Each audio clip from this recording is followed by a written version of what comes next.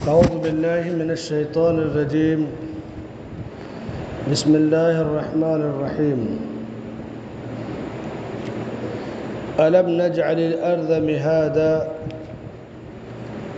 والجبال أوتادا وخلقناكم أزواجا وجعلنا نومكم سباتا وجعلنا الليل لباسا وجعلنا النهار معاشا وبنينا فوقكم سبعا شدادا وجعلنا سراجا وهاجا وأنزلنا من المعصرات ماء ثجاجا لنخرج به حبا ونباتا وجنات الفافا. سورہ النبا کی ان چند آیتوں میں آیت نمبر 6 سے 16 اللہ نے اپنی بعض نعمتوں کا ذکر کیا.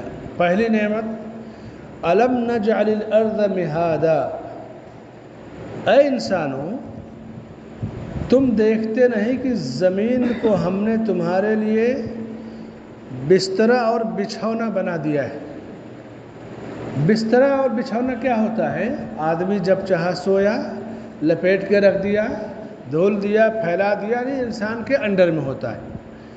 اگر یہ پوری کی پوری زمین سخت ہوتی، جیسے پہاڑ سخت ہوتا ہے، تو آدمی کھیتیاں نہیں کر سکتا، غلے نہیں اگتے، پھل نہیں ملتے، اسے پانی نکالنے میں دقت ہوتی. اللہ تعالیٰ نے اس زمین کو انسان کے اس طرح تابع کر دیا، کھیتی کی جگہ کھیتی کرے، پانی کی جگہ پانی نکالے، اور جہاں جیسی ضرورت پڑتی ہے زمین کا استعمال کرتا ہے. زمین پانی پر قائم ہے. آپ دیکھیے کہ پانی کی بورنگ ہوتی ہے تو علاقے کے لحاظ سے کہیں 10-20 فٹ پر پانی نکلتا ہے، کہیں 100 پہ، 200 پہ، 300 پہ، کہیں 400 فٹ پہ، لیکن پانی نیچے ہے زمین کے. اور جس طرح زمین کا پانی پر قائم ہے، اسی طرح آسمان بھی پانی پر قائم ہے. 7ویں آسمان کے اوپر حدیثوں میں بڑی صراحت ہے کہ 7ویں آسمان کے اوپر سمندر ہے، اس سمندر پر اللہ کا عرش ہے، پھر کرسی ہے، اور نیچے زمین ہے. کتنی بڑی نعمت اللہ کی ہے کہ زمین کو ہمارے تابع کر دیا. اس سے فائدہ اٹھانے کی جو صورتیں ہوتی تھیں وہ ہمیں عطا کیا. زمین ایک ہے، اسی زمین سے آپ دیکھیے ایک غلہ اگتا ہے گرم، ایک نرم، ایک پھل اگتا ہے تیز، ایک کڑوا، ایک کھٹا، ایک تیکھا. کتنا بڑا انعام اللہ کا ہے. کہا کہ الم نجعل الارض مہادا، یہ پہلی نعمت کا ذکر کیا.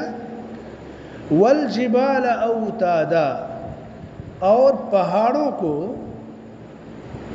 ثابت کر دیا، یعنی جیسے کھوٹی گاڑی جاتی ہے دیوار میں تاکہ اس پر آدمی کپڑا ٹانگے اور کوئی کام میں استعمال میں لے، یا زمین میں کھوٹا گاڑتے ہیں تاکہ اس میں جانوروں کو باندھے. اور جو خیمے وغیرہ لگاتے تھے، اور آج بھی، تو خیمے کے چاروں طرف بڑے بڑے کھوٹے گاڑتے تھے. آج ترقی ہو گئی تو کھوٹے وہ لوہے کے ہوتے ہیں، اینگل ٹائپ بنائیں گے اور زمین میں گاڑیں گے، اور اس کو چاروں طرف سے خیمے کی رسیوں کو اس سے باندھ دیں گے اور خیمہ چھت کی طرح ہو جائے گا. تو اسی طرح اللہ نے پوری زمین پر جو پہاڑ پیدا کیے، بنائے، ان کو کھوٹی کی طرح سے گاڑ دیا. جس طرح زمین میں آدمی کھوٹی گاڑتا ہے تو اس کا خیمہ محفوظ رہتا ہے، وہ ضرورت کی چیزیں استعمال کر لیتا ہے، زمین ہلنے نہ پائے، ہچکولے نہ کھائے. پہاڑوں کے ذریعے اللہ نے زمین کو ثابت قدمی اور مضبوطی عطا کی. وَجَعَلَ فِيهَا رَوَاسِيَ مِن فَوْقِهَا وَبَارَكَ فِيهَا، دوسری جگہ فرمایا. زمین کے ماہر اہل علم کہتے ہیں کہ یہ زمین پر اللہ نے جو پہاڑوں کی شکل میں، جس کو کہا کہ ہم نے کھوٹے بنا دیے، پہاڑ پیدا کیے، یہ زمین کو خطرناک زلزلوں سے بچاتے ہیں. ہلنے سے بچاتے ہیں۔ جیسے آپ مکان بنائے، تیز آندھی آئی، طوفان آیا، بارش آئی، آپ محفوظ ہو گئے، لیکن زمین کے چاروں طرف جہاں جہاں پہاڑ ہیں وہ پہاڑ بڑے بڑے طوفان زلزلوں کو روک لیتے ہیں۔ تو فرمایا والجبال اوتادا، ہمارے ہاں چونکہ ہم پہاڑی علاقے میں نہیں ہیں، جو لوگ پہاڑی علاقوں میں ہیں ان سے پوچھے کہ پہاڑ کتنی بڑی نعمت ہے۔ پورا مکہ پہاڑوں سے بھرا ہوا ہے، طائف پہاڑوں سے بھرا ہوا ہے، مدینے کے آس پاس بڑے بڑے پہاڑ ہیں، ہندوستان میں مہاراشٹر وغیرہ میں جگہ جگہ بڑے بڑے پہاڑ ہیں۔ آپ دیکھیے کہ کیا فائدے ہیں ان پہاڑوں کے۔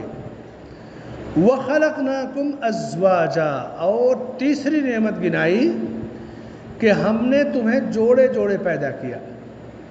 انسان کو جب پیدا کیا تو جس دن انسان پیدا ہوتا ہے روح پھونکی جاتی ہے، دنیا میں وہ آتا تنہا ہے لیکن اس کا جوڑا بھی اللہ بھیجتا ہے کہیں نہ کہیں۔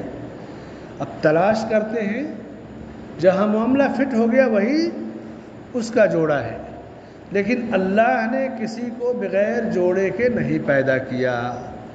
بہت سے لوگ رشتہ وغیرہ تلاش کریں گے، نہیں پائیں گے تو کہیں گے ارے اس کا جوڑا ہی نہیں لکھا ہے، یہ غلط ہے۔ اور اگر چونکہ لا علمی میں یہ بات کہہ دیتے ہیں تو تب اور استغفار کرنا چاہیے۔ اگر یہ بات ایمان و عقیدے کی حد تک کہیں گے تو یہ کفر ہو جائے گا۔ کیوں؟ اللہ کہہ رہا کہ وَخَلَقْنَاكُمْ أَزْوَاجًا، ہم نے تمہیں جوڑے جوڑے پیدا کیے، اور آپ رشتہ تلاش کر کے مایوس ہو گئے تو کہیں گے اس کا جوڑا ہی نہیں لکھا ہے، گویا اللہ کے ساتھ یہ کفر ہوا۔ یہ بظاہر بڑا معمولی جملہ ہے لیکن آدمی کہہ دیتا ہے۔ تو فرمایا کہ وَخَلَقْنَاكُمْ أَزْوَاجًا، اللہ تعالیٰ نے ایک ہی مادے سے، مٹی کے ایک مادے سے مرد پیدا کیا، ایک سے عورت پیدا کیا۔ یہ ہے اللہ کی نعمت۔ تو یہ تیسری نعمت ہے۔ پہلی نعمت زمین کو بچھونا بنا دیا، دوسری نعمت پہاڑوں کو کھوٹیاں بنا دیا، تیسری نعمت تمہیں جوڑا جوڑا پیدا کیا۔ چوتھی نعمت کو ان سے بیان کی، انسان جب تھکا مادہ ہوتا ہے تو تھکا مادہ انسان اگر تھوڑا سا سو لیتا ہے، آرام کر لیتا ہے تو فریش ہو جاتا ہے، تھکان دور ہو جاتی ہے۔ تو کہا وَجَعَلْنَا نَوْمَكُمْ سُبَاتًا، اور ہم نے تمہاری نیند کو سکون کا ذریعہ بنایا۔ سکون کب ملتا ہے؟ جب تھکان دور ہوگی تو سکون ملے گا۔ تھکا ہوا آدمی سکون کبھی پائے گا؟ کبھی تھکا ہوا آدمی، چاہے دماغی تھکا ہوا ہو، جسمانی تھکاوٹ ہو، سکون نہیں ملے گا۔ لیکن نیند ایسی چیز ہے، بہت سارے لوگ جب بیمار ہوتے ہیں، پریشان ہوتے ہیں، ڈاکٹر دوائیں دیتے ہیں تو اس میں نیند کی ایک ہلکی سی دوا ڈال دیتے ہیں تاکہ تھوڑا سا اس کی نیند پوری ہو جائے، اس کو تکلیف کم ہو، بے چینی کم ہو۔ بڑی بڑی خطرناک جو بیماریاں نا کینسر وغیرہ کی، جس میں مریض تڑپتا ہے، تو جو ماہر ڈاکٹر ہیں وہ اپنی مصلحت کو دیکھ کر کے، مریض کی سہولت کو دیکھ کر کے کہ نیند آور دوائیں دیتے ہیں، کیونکہ نیند انسان کی تھکان کو دور کر دیتی ہے۔ نیند پوری کرنے کے بعد آدمی مستقبل اور آئندہ کے پروگرام طے کرتا ہے۔ جیسے دن بھر کا تھکا آدمی ہے، سو گیا رات کو، تو دوسرے دن وہ نئے سرے سے تیار ہوتا ہے اپنا کام کرنے کے لیے، اپنی ڈیوٹی کرنے کے لیے، اپنا پلان جو ہے مکمل کرنے کے لیے۔ تو نیند کو اللہ نے تھکان دور کرنے کا، سکون حاصل کرنے کا ذریعہ بنایا۔ یہ ہے چوتھی نعمت۔ فرمایا ایک جگہ کہ وَمِنْ آيَاتِهِ مَنَامُكُمْ بِاللَّيْلِ وَالنَّهَارِ وَابْتِغَاؤُكُمْ مِنْ فَضْلِهِ، اور اللہ کی نشانیوں میں سے ایک نشانی یہ ہے کہ تم دن اور رات میں سوتے ہو۔ انسان اگر نہ سوئے تو دیوانہ اور پاگل ہو جائے گا۔ یہ خوبی صرف اللہ کے پاس ہے۔ لا تأخذہ سنۃ ولا نوم، اللہ کو نیند اور اونگ نہیں آتی۔ آیت الکرسی پڑھیے، اللہ لا الہ الا هو الحی القیوم، اس میں کیا ہے؟ لا تأخذہ سنۃ ولا نوم، اونگ اور نیند نہیں آتی۔ پوری دنیا کا نظام وہ چلا رہا ہے، اسے اونگ اور نیند نہیں آتی۔ لیکن بندے کو نیند نہ آئے، اونگ نہ آئے تو بندہ تھک جائے گا۔ تو کہا وَجَعَلْنَا نَوْمَكُمْ سُبَاتًا۔ اس کے بعد 5ویں نعمت جو بیان کی کہ وَجَعَلْنَا اللَّيْلَ لِبَاسًا، رات کو تمہارے لیے لباس بنایا۔ لباس کیا ہوتا ہے؟ جو ہم کپڑا پہنے اس کو لباس کہتے ہیں۔ لباس کو اختیار کیا جاتا ہے جسم کو ڈھانکنے کے لیے، ستر پوشی کے لیے لباس استعمال کیا جاتا ہے۔ ایک لباس کا یہ مقصد ہے۔ موسم اگر گرم ہے تو گرمی سے بچنے کے لیے آدمی ہلکے باریک کاٹن کے لباس پہنتا ہے۔ موسم اگر سرد ہے تو سردیاں بھی الگ الگ انداز کی ہیں۔ نومبر دسمبر جنوری تینوں مہینے میں دیکھیے کیسی سردی ہے کہ ہلکے گرم کپڑے پہنے گا، اس کے بعد گرم کوٹ پہنے گا۔ تو لباس سے آدمی ٹھنڈی اور گرمی سے اپنے آپ کو بچاتا ہے، جسم کو ڈھانکتا ہے۔ اللہ نے کہا کہ وَجَعَلْنَا اللَّيْلَ لِبَاسًا، اس رات کو اس نے تمہارے لیے لباس بنا دیا۔ جس طرح لباس سے اپنے جسم کو ڈھانکتے ہو، سردی گرمی سے بچاتے ہو اپنے آپ کو، اسی طرح سے یہ رات تمہارے لیے لباس کا کام دیتی ہے۔ سو گئے آرام سے، کوئی نہیں تمہیں دیکھ رہا ہے، نیند پوری ہو گئی، گھر میں سو گئے، ستارے ڈوب گئے، اندھیرا ہو گیا، تو رات کی نیند، اسی لیے اہل علم نے لکھا کہ رات کی نیند دن کی نیند سے زیادہ کارآمد اور بہتر ہوتی ہے۔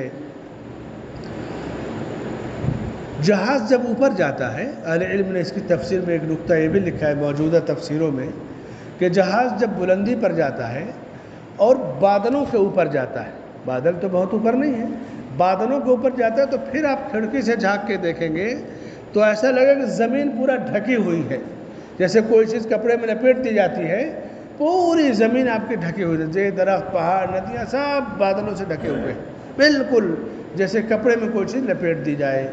تو اللہ نے کہا کہ وَجَعَلْنَا اللَّيْلَ لِبَاسًا، ہم نے رات کو تمہارے لیے لباس بنا دیا۔